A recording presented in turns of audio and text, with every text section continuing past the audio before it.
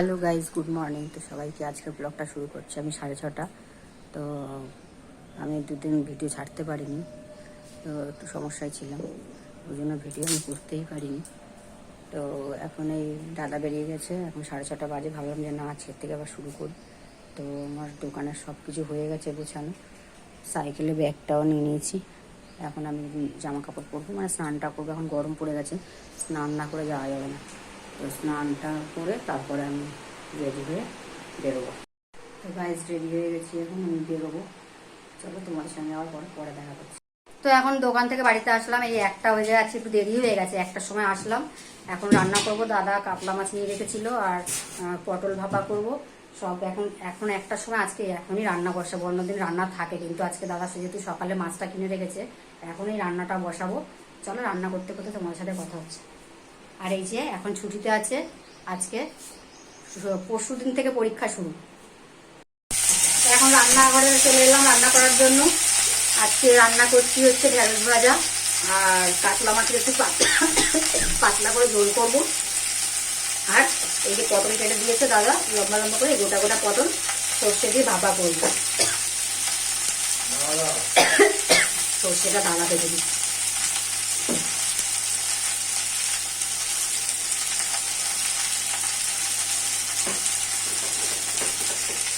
আজকে খেতে খেতে প্রায় 3টে বাজবে।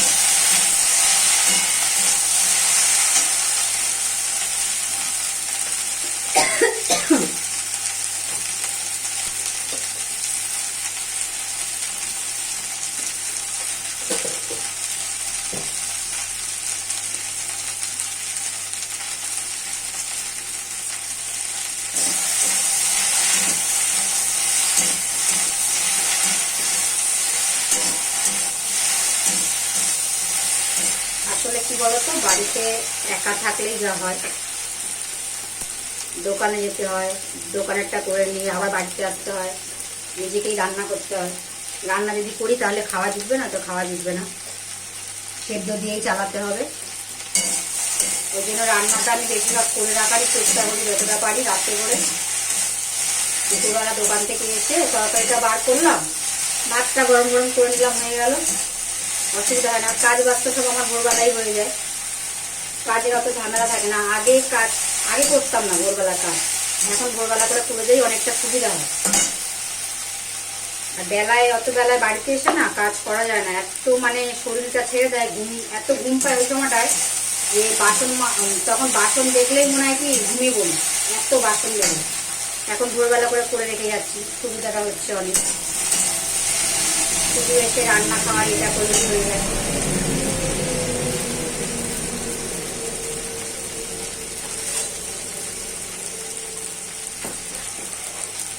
আর আমাদের বাড়িতে একটা ছেলে আছে, সে তো কিছু কম হোক চাইবে না, চায় আরো কাজ বাড়াতে। আমি সকালে সব করে রেখে যাই, একরকম গুছিয়ে গুছিয়ে দিয়ে যাই, বাড়িতে এসে দেখছি আর একরকম হয়ে রয়েছে। মানে কাজ বাড়ানো ছাড়া কাজ কমাবে না।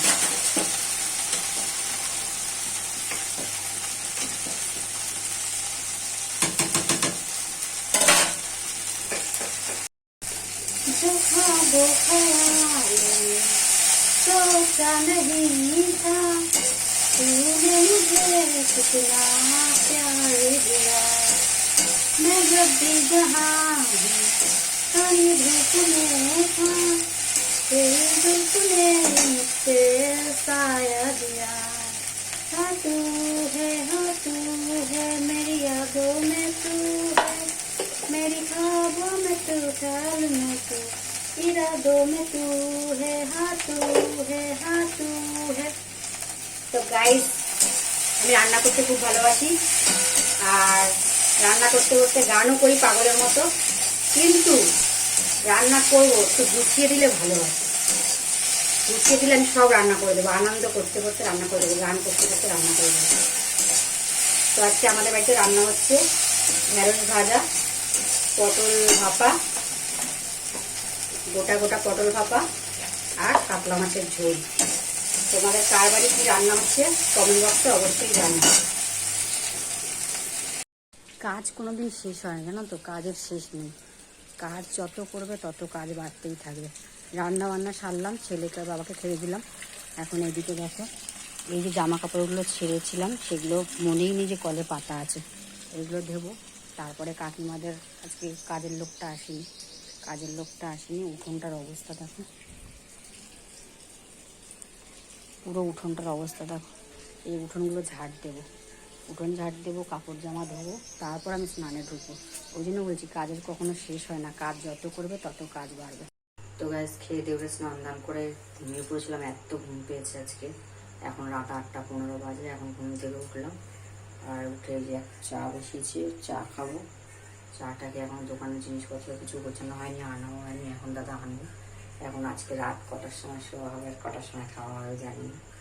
চলো চাটা খেয়ে পরে কথা বলছি।